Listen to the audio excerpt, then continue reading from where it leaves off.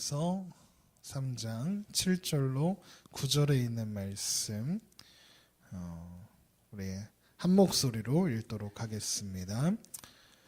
그러나 무엇이든지 내게 유익하던 것을 내가 그리스도를 위하여 다 해로 여길 뿐더러 또한 모든 것을 해로 여김은 내 주 그리스도 예수를 아는 지식이 가장 고상하기 때문이라.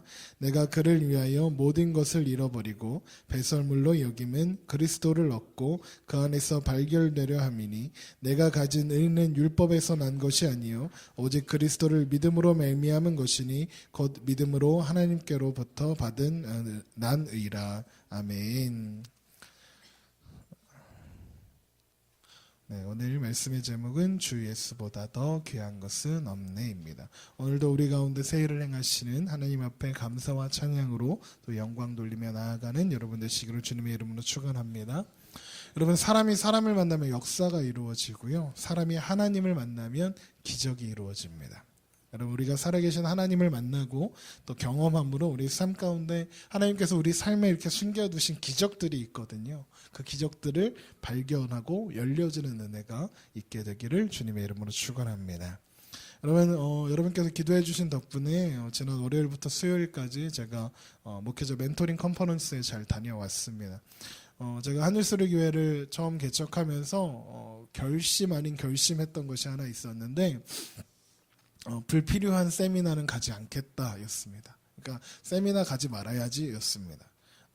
이게 이제 지금부터 말씀드리는 건 사실 조금 누워서 침 뱉기 같은 거긴 한데요. 그 목사님들 중에서는 이 세미나 저 세미나 쫓아다니느냐고 1년을 다 보내는 소위 세미나 꾼들이 있거든요.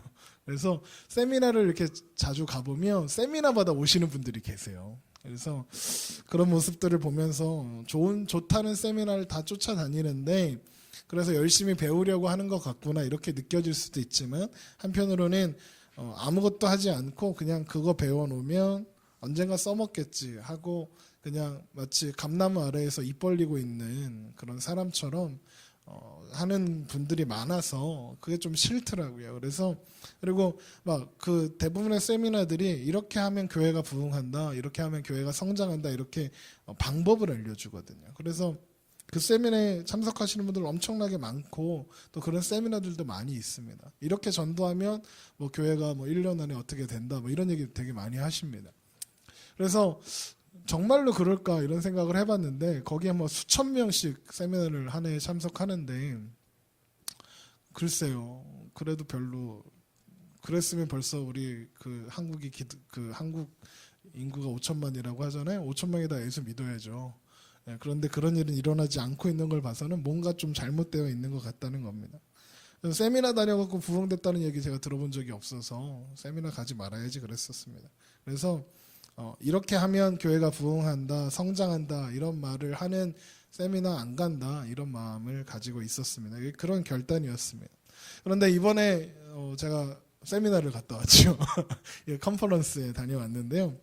이 컨퍼런스에 제가 참여한 이유는 한 가지였습니다. 첫 번째는 그 방법을 말하지 않았기 때문입니다. 방향을 말하고 있더라고요.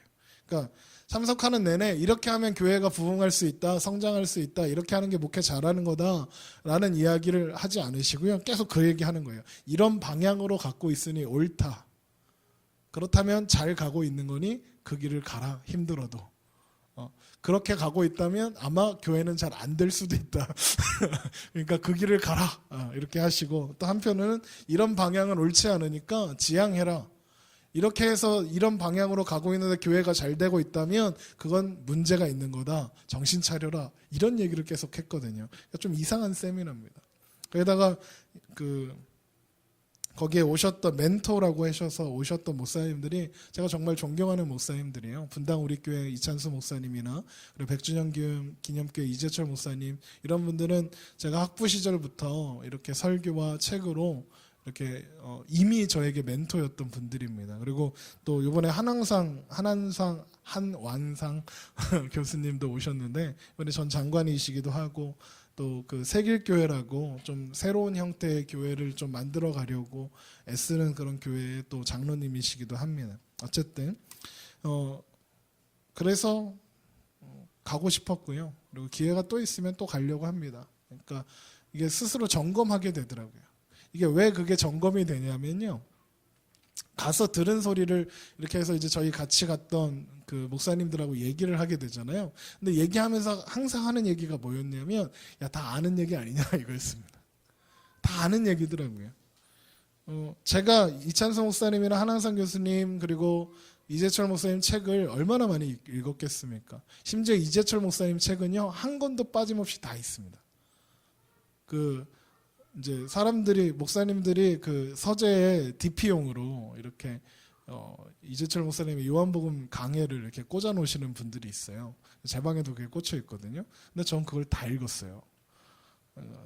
그 이후에 뭐 사도행전 강해에서 12권짜리 있는데 그건 꽂아 놓기만 했어요. 아직 못 읽었습니다. 근데 어쨌든 그렇게 수많은 책들과 그리고 설교를 들으면서 저에게 아 그렇구나, 아 설교는 이렇게 하는 거구나, 아 목회는 이렇게 하는 거구나 이렇게 배웠던 분들이니까요. 그분들이 하는 얘기 얼마나 많이 들었겠습니까? 그리고 저만 그렇겠습니까? 그분들 한국 기독교에서 되게 영향력 있는 목사님들이시거든요. 그런데 그분들이 방향을 이야기해 주신다고 했잖아요. 근데 방향이라는 게요, 생각해 보시죠. 예수님 이후에 한 방향 말고 뭐가 있었겠습니까? 수백 가지의 방향이 있었겠습니까? 한 가지, 한 원웨이 아닙니까? 십자가 붙들고 예수님 바라보고 가면 된다. 이게 핵심이거든요. 그거 몰라서 거기 갔겠습니까? 내내 그 얘기 하셨습니다. 다 아는 얘기인데, 그런데 들을 때의 마음은 전혀 다르더라고요. 이게 내가 존경하는 분들이 그런 얘기를 하시니까 되게 새롭게 들리는 거예요. 다 아는 얘기고요. 제가 맨날 설교 때 하는 얘기입니다. 근데 다르게 들리더라고요. 그런데 이런 이야기가 그래서 생각이 나더라고요. 이게 청소년 사역자들에게 어떤 명언처럼 그래서 각인되어 있는 한 가지 말인데, 그게 뭐냐면 사람들은 좋은 말을 하는 사람의 말을 듣는 것이 아니라 내가 좋아하는 사람의 말을 듣는다 였습니다.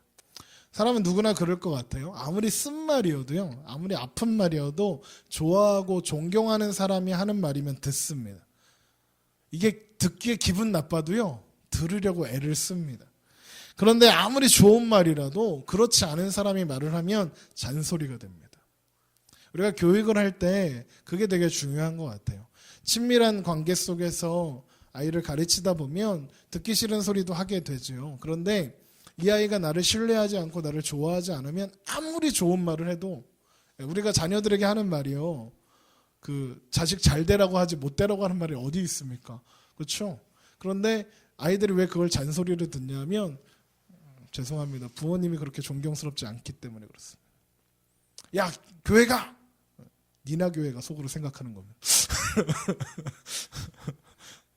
야, 공부해!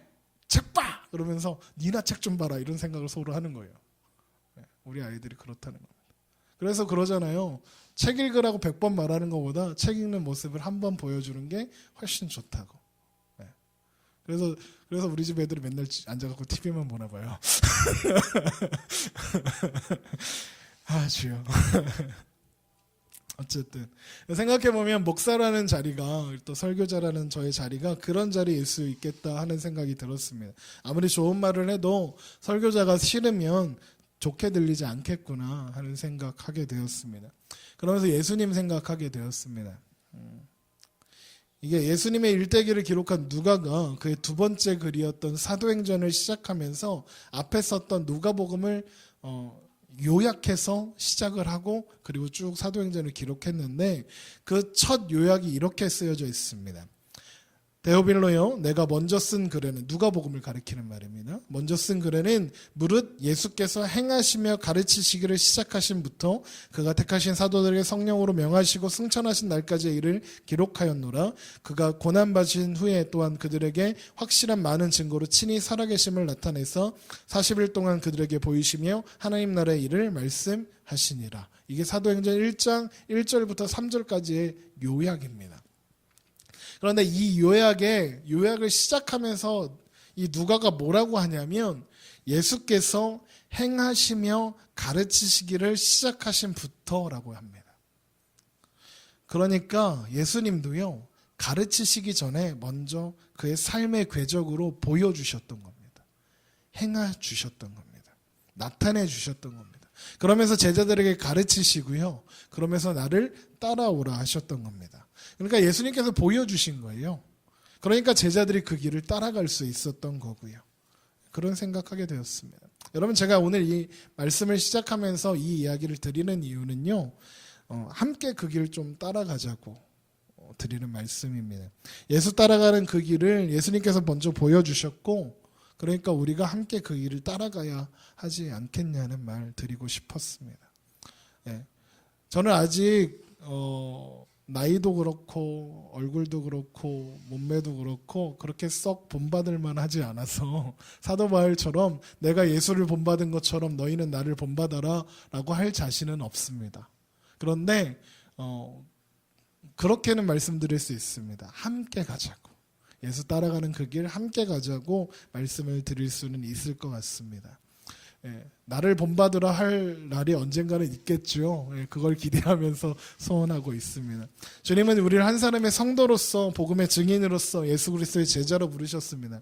그리고 따라오라 하셨으니까요. 그럼 따라가야죠. 그런데 따라가는 그 길을 뭐라고 말씀하시냐면, 누구든지 나를 따라오려거든 자기를 부인하고 자기 십자가를 지고 나를 따를 것이니라 입니다.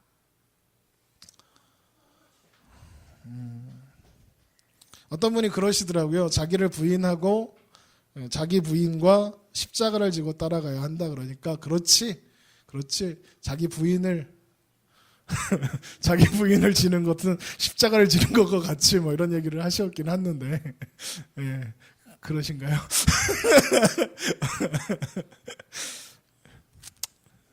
그런데 예수님 얘기하시는 거는 이제 와이프란 얘기는 아닌 거 아시죠? 예, 자기를 부인하고 자기 십자가를 지고 자기를 따르라 하셨습니다. 그런데 이 시작이 뭐냐면요, 누구든지입니다. 누구든지. 그러면 예외가 없습니다. 예수 그리스도 그 이름 앞에 부름받은 자들이 누구든지 자기를 부인하고 십자가를 지고 주님을 따라가야 하는 겁니다. 복음은요, 전도는요, 우리의 말로 선포되는 것 이전에 우리가 예수를 따라가는 그 삶을 통해서 드러나고 선포되어져야 하는 것입니다. 우리가 전하는 복음이 잔소리가 아니라 삶에서 삶으로 전해지는 이야기가 되었으면 좋겠다는 생각하게 되었습니다. 생각해보면 애초부터 성도의 길이 예수 믿는 길이요, 그런 길이었습니다. 왜냐하면 예수님이 그런 약속을 하신 적이 없습니다. 자기를 부인하고 십자가를 지고 나를 따르라 하셨지 평탄하고 평안하고 좋고 행복한 길이라고 하지는 않으셨더라고요. 십자가의 길이고 고난의 길이었습니다. 예수 믿었더니 아들이 떨어질 대학도 합격하고 안 되던 사업도 번창하고 하지 않는다고요. 그랬으면 좋겠죠. 안 빠지던 살이 예수 믿고 나니까 살이 쭉쭉 빠져갖고 갑자기 몸짱이 되고, 전 가끔 그런 상상합니다. 외계인이 납치를 해가지고 나를 몸짱으로 만들어줬으면 하는 상상하곤 합니다. 요즘에 자꾸 정장 바지가 자꾸 작아져서 걱정이에요. 제가 한때 살을 빠졌을 때 정장을 다 줄여놨다가 이제 큰일 났어요. 다 줄였는데 너무 커갖고 다 줄였더니 이제는 늘리지도 못하고 이걸 어떡하나 막 고민하고 있습니다. 예수 믿으면 그거 다 한 방에 해결되면 얼마나 좋을까요? 그런데 복음은 그런 세상적인 성공이나 어떤 안락을 약속하지는 않더라고요. 예수님이 이 땅에 오셔서 우리를 위하여 오셨고 우리를 구원하러 오셨지만 아무에게도 그 가치를 인정받지 못하고 오해받고 조롱받고 십자가에 죽으셨습니다. 그 길 따라오라는 거거든요. 우리는요, 세상에서 효도를 하거나 뭐 나라에 충성을 하거나 뭐 착한 일을 하면 어떤 형태로든 보상을 받습니다. 우리가 가진 어떤 겸손이나 희생들은요, 세상의 윤리와 도덕적인 차원에서라도 보상을 받게 되어 있습니다. 하다못해 칭찬이라도 받습니다. 세월호 사건이 일어났을 때 의인이라 불린 사람들이 있었습니다. 그 사람들이 제가 듣기로는 정당한 보상이나 이런 걸 받지 못했다고는 들었지만 그럼에도 불구하고 그들은 칭찬받았습니다. 최소한. 그렇지 않습니까? 좋은 일을 하면 이 땅에서는 최소한 칭찬이라도 받습니다. 물론 그게 합당하는 보상들을 받아야 하지만 그러지 못한 사회가 참 안타깝기도 합니다. 그 얘기 하려는 게 아니라 세상은 그렇게 보상해 줍니다. 그런데 예수 믿어서 사는 길은요, 세상에서 가치를 인정받지 못할 때가 많습니다. 보상을 받지 못합니다. 우리가 희생하고 우리가 섬기는 일에 대해서는 이 세상 나라에서는 그 가치를 인정하지 않고 모릅니다. 혹 반대하기 때문에 그렇습니다. 그래서 십자가 지고 가는 그 길이요, 정말 십자가의 길입니다. 고달픕니다. 세상적으로 보면 아무런 보상을 받을 수가 없어요. 어떤 분이 이런 얘기를 하시더라고요. 근데 그 얘기를 듣고 나니까 뒤통수 한 대 맞는 것 같았습니다. 이 말씀을 이야기하셨어요. 누구든지 나를 따라오려거든 자기를 부인하고 자기 십자가를 지고 나를 따를 것이니라, 이 말씀을 하시고 그러는 거예요. 야, 원래 예수 따라가는 길은 고난의 길인 것이라서 편하고 행복하고 좋으면 긴장해야 하는 거야. 두려워해야 하는 거야. 라고 하시더라고요. 아, 그렇구나. 모르는 것 아니었는데도 새삼 새롭게 깨달아지더라고요. 그렇지. 예수 따라가는 길이 편하면 이상한 거지. 그렇지 않습니까? 예수님 명령하신 그 길이, 예수님의 제자로, 예수님의 하나님의 백성으로 살아가는 그 길이 행복하고 너무 좋기만 하면, 그러니까 고난이 없으면 이상한 거. 좋은 게 아니라. 이걸 모르면 예수 믿는 자들은 넘어져요. 도대체 내가 예수를 믿어서 얻은 보상이 뭔가 생각하게 되죠. 그러면서 화를 내게 됩니다. 예수 믿었는데 도대체 뭐가 잘 되는 거야? 내가 이렇게 희생하고 열심을 내고 하나님 앞에 최선을 다했는데 돌아온 보상이 도대체 이것밖에 없습니까? 하나님 나한테 왜 이러십니까? 하나님 나 그렇게 믿습니까? 내가 뭘 그렇게 잘못했습니까? 하나님 나 왜 이렇게 힘들게 합니까? 그렇게 원망한다니까요. 차라리 하나님 몰랐으면 좋았겠다, 이런 생각하기도 합니다. 여러분, 그렇다면 우리 예수 이름 앞에 정직하게 한번 서봐야 합니다. 이게요, 여러분한테 예수님 이름 앞에 제대로 서서 점검하라 이야기하는 게 아니라요, 제 얘기하는 겁니다.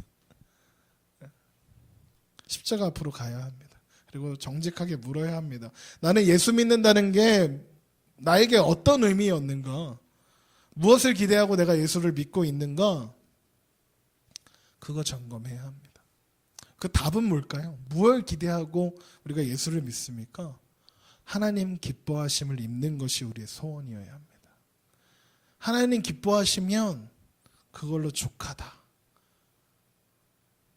예수 믿는다는 것은 윤리적이거나 도덕적인 문제나 어떤 물질적인 문제에서 보상받는 일이 아닌 것입니다. 온 우주 만물을 주관하시는 하나님 앞에 하나님이 기뻐하심을 입는 것, 그것이 소원이 되는 것을 말하는 겁니다. 하나님 기뻐하고 하나님 닮아가고 그 성품을 닮아가서, 그래서 하나님 사랑하라고 하신 그 이웃을 사랑하고 자신을 희생하는 것, 그것이 예수 믿는 자가 따라가는 길인 것입니다.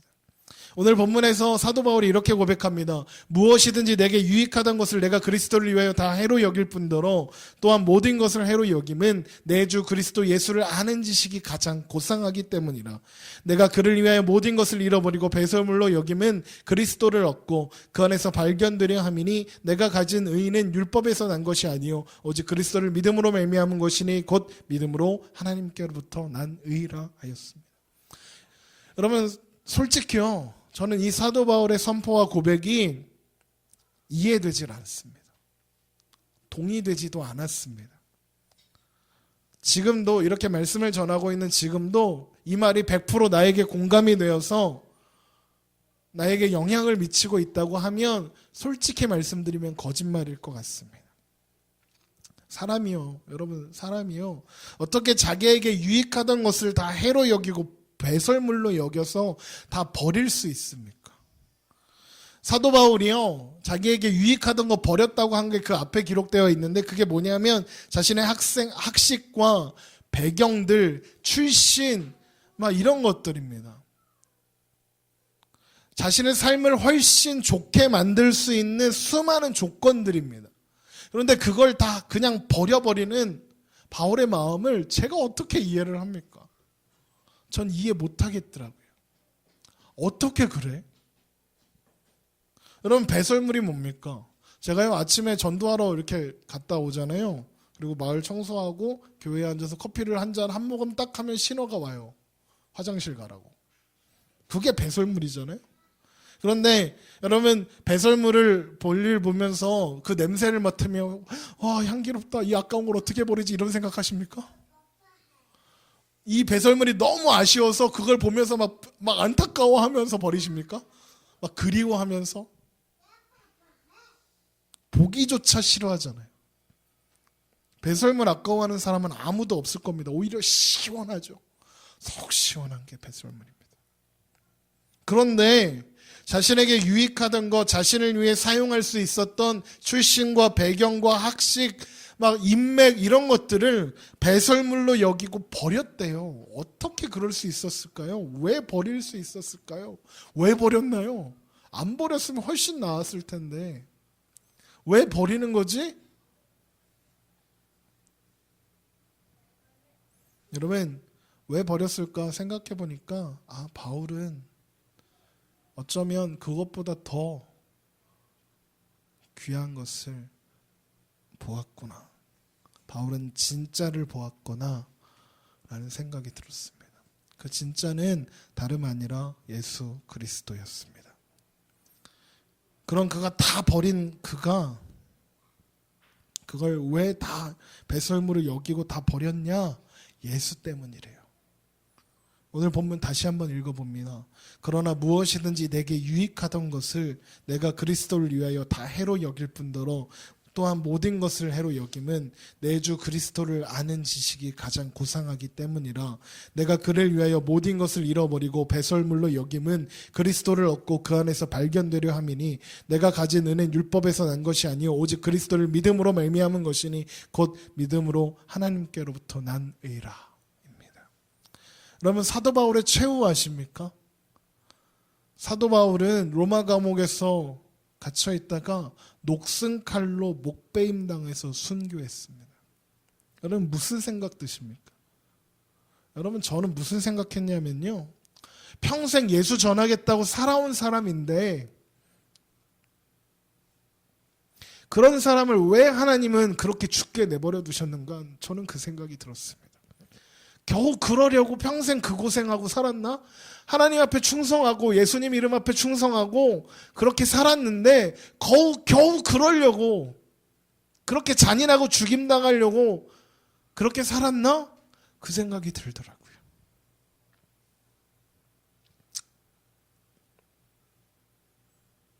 여러분 만약에 우리라면 그런 결말 알고 예수 믿겠습니까? 그 길 따라가라면 따라가겠습니까? 여러분은 어떠실지 몰라도 저는 못하겠습니다. 그런 결말을 미리 알았다면 저 예수 안 믿었을 것 같아요. 그 길이 고난의 연속이고 예수 믿는다고 나아질 것 없는 그런 삶이었다면 그런 걸 알았다면 진작에 떠났을 겁니다. 여러분 바울은 어떻게 그 길을 갔던 걸까요? 왜 그 길을 따라갔을까? 이 미친놈이. 죄송합니다. 솔직히 이 말씀 보면서 그 생각했습니다. 얘는 왜 그런 거야 도대체? 그에게 예수 그 이름이 가장 소중했더라고요. 사도행전 20장 24절이 이게 바울의 유언이거든요. 내가 달려갈 길과 주 예수께 받은 사명 곧 하나님의 은혜의 복음 증언하는 일을 마치려 하면은 나의 생명조차 조금도 귀한 것으로 여기지 아니하노라. 이게 미친놈이지 뭡니까? 예수 그 이름이 뭐가 그렇게 좋아서 세상에서 좋았던 거 다 내팽겨치고 심지어 생명까지도 버릴 수 있다고 그렇게 할 거라고. 여러분 이 바울의 유언이 언제 나오는지 아십니까? 사도 바울에게 사람들이 이야기했어요. 너 예루살렘 가면 죽임당할 거라고, 붙잡혀서 고초당할 거라고 예언했습니다. 성령님께서 알게 해주셨습니다. 근데 바울이요 간대요. 그래도 바울이 이 길을 걸어가면서 무슨 생각을 했을까? 그냥 그렇게 상상해 보니까 하나님 이 고난의 길을 내 앞에 있다고 성령님 알려주시는데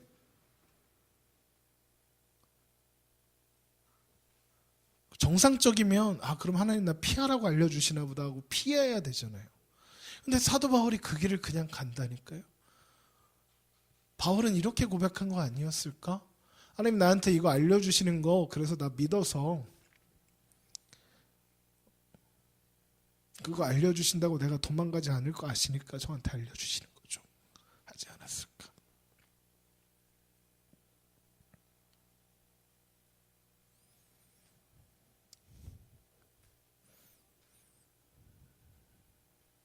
그래서 알려주신 건 아닐까? 그러니까 사도 바울이 이렇게 고백한 건 아닐까? 내가 달려갈 길과 주 예수께 받은 사명 곧 하나님의 은혜의 복음 증언하는 일을 마치려 하면은 나의 생명조차 조금도 귀한 것으로 여기지 아니하노라. 하나님이 맡기신 그 십자가의 길의 무게를 그가 알았기에, 그리고 그 기쁨이 무엇인지 알았기에 간 것 아닐까?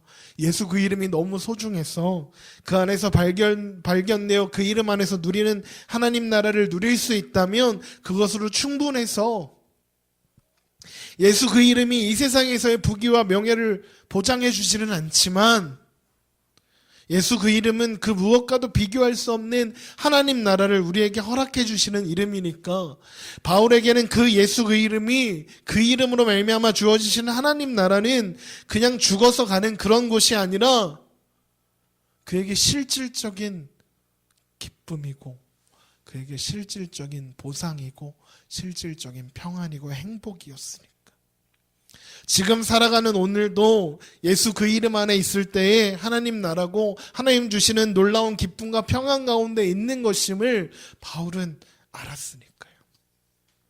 그래서 그는 예수 그 이름 안에서 발견되고 그 이름 안에서 사는 것이 그 무엇과도 비교할 수 없는 기쁨이고 소망이라고, 그래서 다른 거 다 필요 없다고, 다른 거 없어도 괜찮다고 그렇게 고백할 수 있었던 것입니다.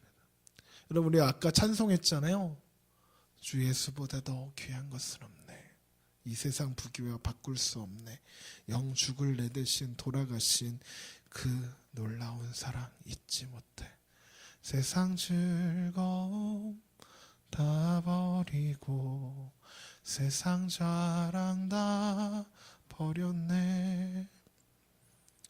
주 예수보다 더 귀한 것은 없네. 예수밖에는 없네. 여러분 솔직히요 정말 그러십니까? 예수 그 이름이 예수보다 더 귀한 것 없으십니까? 제가 오늘 왜 이럴까요?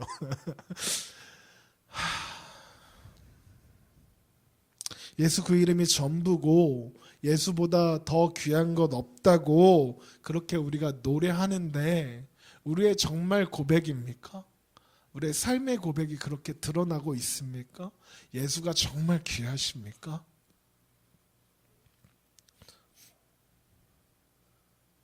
예수 그 이름이 전부라는 것 우리 알고 있습니까? 알고 그렇게 고백하고 있습니까? 사도 바울이 이렇게 이야기합니다. 골로새서 3장 11절에 거기에는 헬라인이나 유대인이나 할레파나 무할레파나 야만인이나 수구디아인이나 종이나 자유인이나 차별이 있을 수 없나니 오직 그리스도는 만유 모든 것이요 만유 안에 모든 것 안에 계시느니라. 오직 예수 그리스도가 모든 것이랍니다. 이 세상의 조건과 출신과 배경과 상관없이 예수가 전부랍니다. 그것이 천국이고 그것이 하나님 나라랍니다. 예수님 아는 게 너무 좋아서 예수 그 이름 안에 누리는 삶이 너무 행복해서 이전에 누리던 모든 것을 배설물처럼 버린 바울의 그 기쁨을 우리가 이 땅에서 누리지 못한다면 천국이 기쁠까요?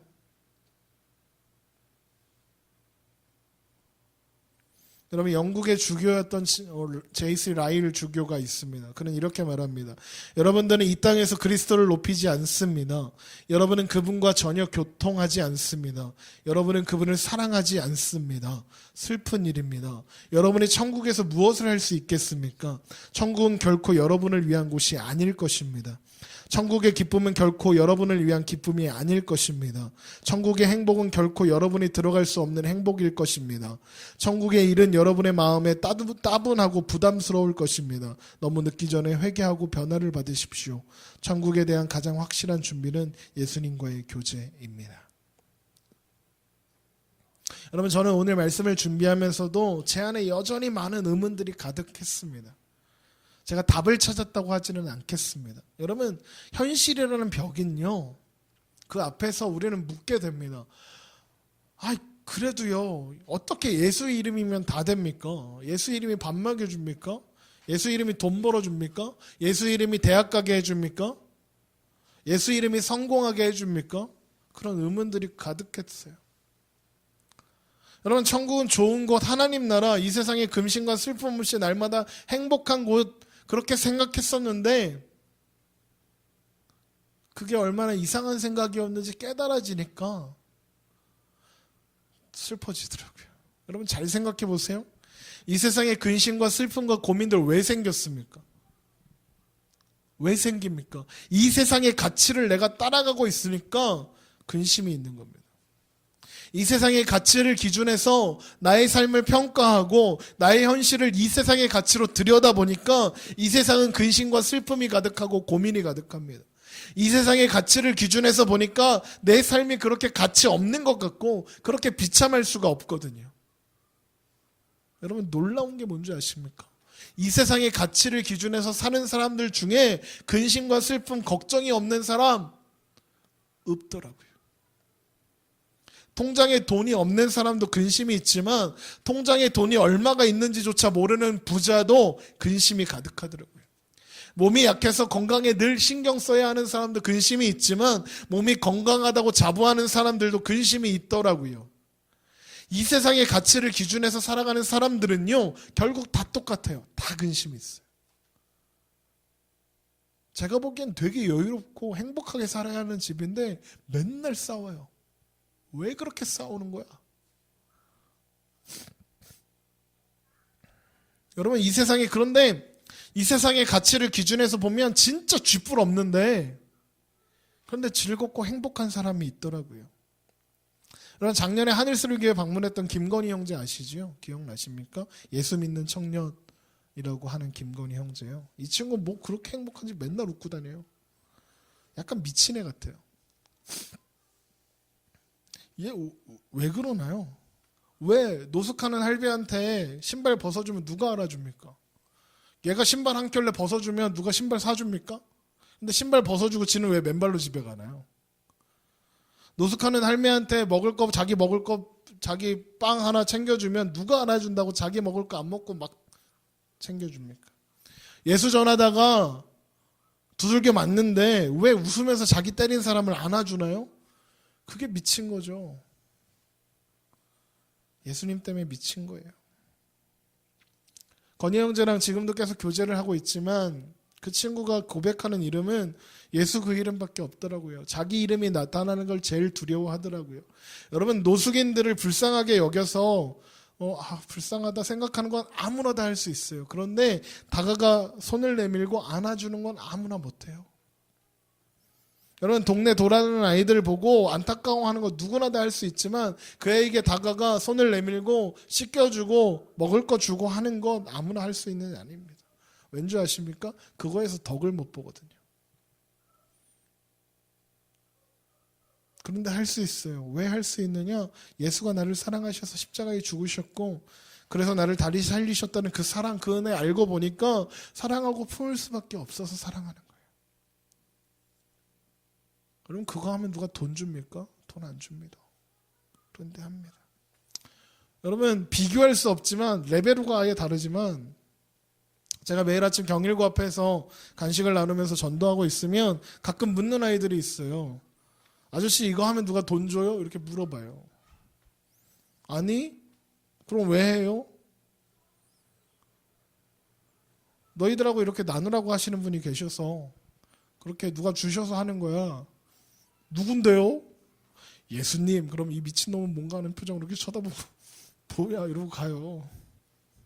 이해할 수 없는 거예요. 조건 없는 사랑, 조건 없는 베품과 나눔 이해할 수 없는 거예요. 제가 전도를 할 때 사람들은 처음에 이렇게 생각했어요. 교회 오라는 거구나. 아유.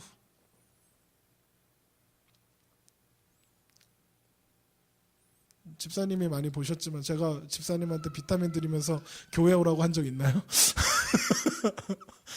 저 한 번도 없어요. 왜요? 왜 그렇게 하나요? 사람들은 이해할 수 없는 거예요. 그래, 저거 교회 홍보하러 나온 거야. 아니요. 저 교회 홍보하러 안 나왔는데요. 그래서 심지어 전도지에 교회 그 약도랑 예배 시간이나 이런 것도 다 뺐어요. 교회 이름은 들어있어요.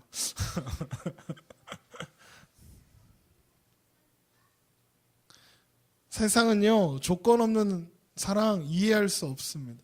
그런데 예수 그 이름을 알고 나면 그게 알아지는 겁니다. 그 사랑을 알고 나면 이해할 수 있게 되더라고요. 어느 날인가 저랑 친하게 지내는 어떤 한 아이가 저에게 이런 이야기를 해요. 목사님은 되게 행복해 보이세요. 왜 그런 생각을 하니? 그냥 아침마다 이렇게 하시는 거 힘들 텐데 매일 되게 즐거워 보이세요. 저 같으면 안 받고 지나가면 겁나 짜증날 것 같은데 왜 웃으세요? 그러면서 뭐라고 하냐면요. 저도 그렇게 행복하고 싶어요 하더라고요. 그래서 제가 뭐라고 했겠습니까? 예수님 믿으면 그렇게 될 수 있어 라고 했죠. 여러분, 우리는요, 믿음을 너무 추상적으로만 생각하는 경향이 있는 것 같아요. 하나님 천국, 예수님, 성령님, 하나님 막 이런 거 하면 멀리 있는 것 같고 내 삶에 그렇게 영향 없는 것 같고 그렇게 생각하는 거예요. 내 삶의 행복을 위해서, 내 충족을 위해서 예수님 믿었는데 예수님이 내 삶이 막 그렇게 막 썩 달라지게 안 해주시는 것 같거든요. 그러니까 그냥 우리 천국이나 바라보면서 살자 이렇게 되는 거거든요. 그런데요, 예수님이 찾아오셔서 우리 삶에 이루어주시는 변화는요, 행복의 기준을 바꿔주시는 거예요. 세상의 가치와 세상의 조건을 기준에서 행복해하던 사람들을 예수 그 이름이라는 행복의 기준을 바꿔주시는 거예요. 예수 그 이름이 행복의 기준 되게 바꿔주시는 거예요. 믿음은요, 예수님으로만 충분하게 바꿔주시는 거래요. 내 삶의 현실이 전혀 달라지지 않았는데도 예수 그 이름과 함께하니까 행복해지는 게 믿음이라는 거예요. 여러분, 사도 바울이 고백해요. 내게 능력 주시는 자 안에서 내가 모든 것을 할 수 있느니라. 얼마나 좋은 말씀이에요. 내가 모든 걸 할 수 있다니까요. 그런데 그가 왜 모든 것을 할 수 있습니까? 예수 그 이름과 함께 할 수 있으니까. 예수 그 이름과 함께 하니까 삶의 상황이, 삶의 현실이 어떠하든지 행복해요. 그 이름이 능력되고 그 이름을 모든 것이 될 수 있게 되었어요. 내가 궁핍함으로 말하는 것이 아니라 어떠한 형편에든지 나는 자족하기를 배웠느니 나는 비천에 처할 줄도 알고 풍부에 처할 줄도 알아. 모든 일 곧 배부름과 배고픔과 풍부와 궁핍에 처할 줄 아는 일체의 비결을 배웠노라. 그리고 고백하는 거예요. 내게 능력 주시는 자 안에서 내가 모든 것을 할 수 있느니라. 여러분, 하나님은요, 우리에게 우리의 상황을 바꾸어 주셔서 하나님의 일을 할 수 있게 해달라고 우리는 그렇게 기도하죠. 그렇게 기대합니다. 우리의 삶의 상황을 바꿔서. 그래서 기도하는 거예요. 하나님 취업하면, 하나님 돈 벌면, 하나님 로또 당첨시켜 주시면 제가 건축 헌금도 많이 하고 막 이렇게 할게요. 그런데 하나님은 어떻게 하시냐면 어떠한 상황에든지 그 상황에도 불구하고 그 상황 안에서 동행하시는 예수 그리스도와 함께 기뻐할 수 있는 비결을 배우게 하십니다. 그 비결을 깨닫게 하십니다. 여러분, 그래서요, 예수 그 이름이 모든 것입니다. 오직 그리스도는 만유시오 만유 안에 계시느니라. 우리는 그 이름 안에 우리는 사는 겁니다. 그 이름 때문에 우리는 삽니다. 그 이름 안에서 우리는 기뻐할 수 있습니다. 여러분, 꿈 같은 이야기일까요? 아니요. 우리가 예수를 바라보고 믿음 안에 설 때 우리 안에 일어나는 일입니다. 예수님 뭐라고 하셨냐면요, 나는 포도나무요 너희는 가지라. 그가 내 안에 내가 그 안에 거하면 사람이 열매를 많이 맺나니 나를 떠나서는 너희가 아무것도 할 수 없음이라. 여러분, 오늘 말씀을 마무리하면서, 오늘 말씀을 준비하면서 제가 가장 많이 든 생각이 뭔지 아십니까? 너나 잘하세요입니다. 저한테 하는 말입니다. 여러분, 그래서 오늘 시작에 함께 가자고, 여러분 그렇게 하세요 이 얘기 아니라 함께 하자고 말씀드린 겁니다. 여러분, 내가 잘하고 있어서 이런 말씀, 제가 잘하고 있어서 이런 말씀 나눈 건 아니라는 이야기입니다. 저라고 맨날 예수님 때문에 행복하기만 하겠습니까? 저도 여전히 고민과 슬픔과 근심이 제 마음 가운데 가득합니다. 그러나 멈출 수 없는 것은 그 재미를 알아버렸거든요. 여러분, 중독 왜 되지는 줄 아십니까? 네. 담배를 왜 끊기 힘들고 술을 왜 끊기 힘든지 아십니까? 그 재미를 알아버렸기 때문입니다. 아이들한테 스마트폰을 한번 줬을 때 그 아이가 왜 스마트폰을 절대 안 뺏기려고 하는지 아십니까? 재미를 알아버렸거든요. 그래, 재밌으니까. 재미있거든요. 예수 안에서 누리는 그 행복과 기쁨 알아버렸거든요. 예수 이름이 주는 승리와 기쁨과 평안, 나를 언제나 좋게 하시는 하나님, 그 사랑, 예수 그 이름의 비밀을 알아버렸어요. 그래서 도망가고 싶은데 그 재미를 알아갖고 도망가지를 못하는 거예요. 힘들고 고통스러운데 그 안에 누리는 예수 그 이름으로 말미암아 누리는 평안이 그 힘든 것보다 훨씬 더 크다는 것을 알아버려서, 그래서 때로 힘들고 때로 믿음 없는 것 같은 순간이 와도 나를 붙잡고 계시는 그 이름, 모든 것 되시는 그 이름, 예수 그 이름 때문에 오늘도 그렇게 버티고 살 수 있더라고요. 사랑하는 성도 여러분, 누가 그러더라고요. 사랑하지도 않으면서 사랑하는 성도 여러분 그러지 말라고. 이거 진짜로 하는 말씀입니다. 사랑하는 성도 여러분, 그 길, 예수로 행복하고 예수 그 이름으로만 충분한 그 길, 그 걸음, 우리 한 걸음씩 같이 그렇게 걸어보지 않으시겠습니까? 여러분, 혼자 가면 힘든데 같이 가면 그래도 할만하거든요. 여러분, 그렇게 같이 가지 않으시겠습니까? 우리 그렇게 함께 예수 바라보고 갔으면 좋겠습니다. 주님 다시 오시는 그날까지, 우리 하나님 나라 주님 앞에서 주님 만나는 그날까지 그렇게 함께 갔으면 좋겠습니다. 우리 함께 찬양합니다. 나 무엇과도 주님을 바꾸지 않으리.